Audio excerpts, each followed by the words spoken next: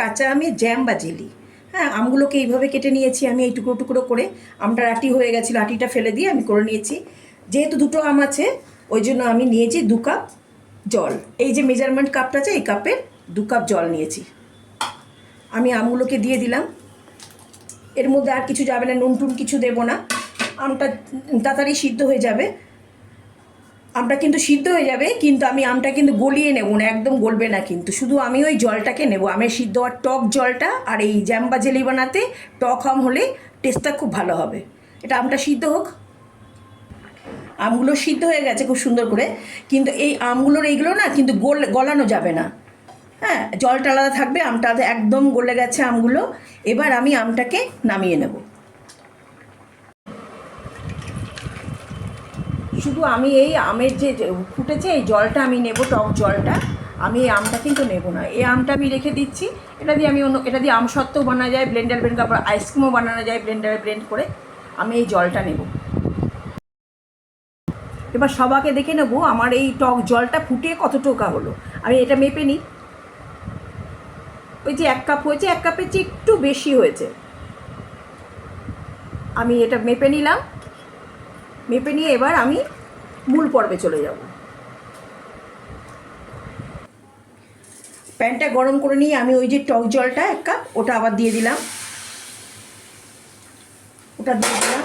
আর যেহেতু 1 কাপ টক জল হয়েছে ওই জন্য আমি দিয়ে দেবো 1 কাপ চিনি।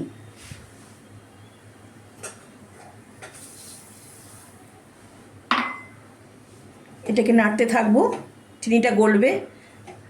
আর যেহেতু কাঁচা আমের হচ্ছে, জেলিটা জ্যামটা হচ্ছে, ওই জন্য আমি একটু কালারটার জন্য আমি 1 ড্রপ একটু ফুড কালার দিয়ে দিচ্ছি, গ্রিন কালারটা।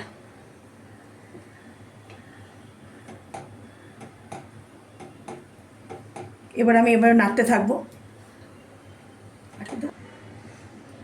আর এই জ্যাম জেলিটাকে আমি স্টোর করার জন্য দিয়ে দিলাম অল্প একটু ভিনিগার, ছোটো স্পুনের 1 স্পুন মতো দিলাম। এটাকে জাল দিয়ে এরকম হয়েছে। এবার আমি একটু এটা হাতে নিয়ে দেখব, যখন এই জিনিসটা চ্যাটচ্যাটে হবে তখন এটা আমি বন্ধ করে দেবো। আমার এটা হয়ে গেছে।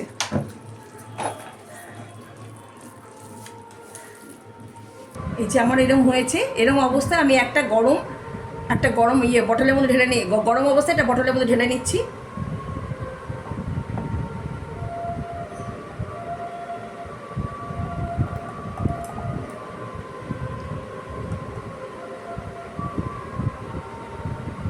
ঠিক এরকম কালার সুন্দর এরকম হয়েছে। এইবার এটাকে আমি কোনো ফ্রিজে টিজে দেবো না, এটাকে আমি 1 ঘন্টা সেট হতে দিচ্ছি।